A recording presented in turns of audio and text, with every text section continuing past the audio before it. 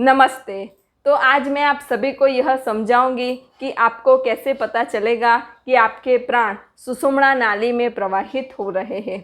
हमारे शरीर में 72,000 नालियाँ होती है। उसमें से 3 नालियाँ मुख्य होती है, जिनमें से पहली नाली है इंडा नाली, दूसरी नाली है पिंगला नाली और तीसरी नाली है सुषुम्ना नाली। तो इंडा और पिंगला तो अपने निश्चित कालखंड में बदलते ही रहते हैं, लेकिन यह जो सुषुम्ना नाली है वह दिन में 1 या 2 बार ही चलती है। जब आप कोई भारी वजन उठाते हैं, कसरत करते हैं, प्राणायाम करते हैं, योगाभ्यास करते हैं, तब सुषुम्ना नाली अनायास ही चलने लगती है।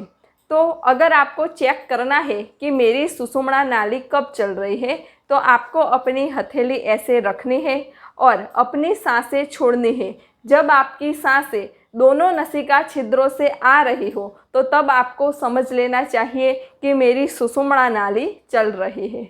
अगर किसी व्यक्ति की सुषुम्ना नाली ज़्यादा चलने लगे तो उसकी आध्यात्मिक मार्ग में बहुत तेज़ी से प्रगति हो जाती है और सुषुम्ना नाली ज़्यादा चलने से उस व्यक्ति की कुंडलिनी शक्ति भी जागृत हो जाती है और कुंडलिनी शक्ति सुषुम्ना नाली से मूलाधार से लेकर के सहस्त्रार तक गति करती है और बीच में मूलाधार से लेकर के सहस्त्रार तक जो भी चक्र आते हैं उन चक्रों को एक्टिव करती है, उन चक्रों में दिव्य शक्ति का संचार करती है और उन 7 चक्रों में जो भी अशुद्धियाँ होती है, जो भी नकारात्मकता होती है वह दूर करती है। जब सुषुम्ना नाली ज़्यादा चलती हो और जब कुंडलिनी शक्ति सुषुम्ना नाली में प्रवाहित हो रही हो तो तब आपको अपने 7 चक्रों पे दिव्य ऊर्जा के स्पंदन होंगे, दिव्य चेतना के स्पंदन होंगे और कुंडलिनी शक्ति जिस भी चक्र पे रुकेगी उस चक्र की आपको अद्भुत और दिव्य अनुभूतियाँ होने लगेगी।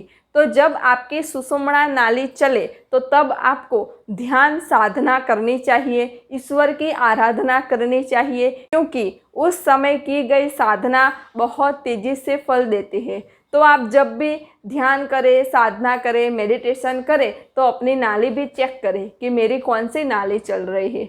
अगर आपके बाएं नसिका छिद्र से सांस आ रही है तो समझ लेना चाहिए कि मेरी इंडा नाली चल रही है। अगर दाएं नसिका छिद्र से सांस आ रही है तो आपको समझ लेना चाहिए कि मेरी पिंगला नाली चल रही है। और अगर दोनों नसिका छिद्रों से सांस आ रही है तो आपको समझ लेना चाहिए कि अब मेरी सुषुम्ना नाली चल रही है। तो जब सुषुम्ना नाली चले तब ध्यान साधना, ईश्वर आराधना अवश्य करें।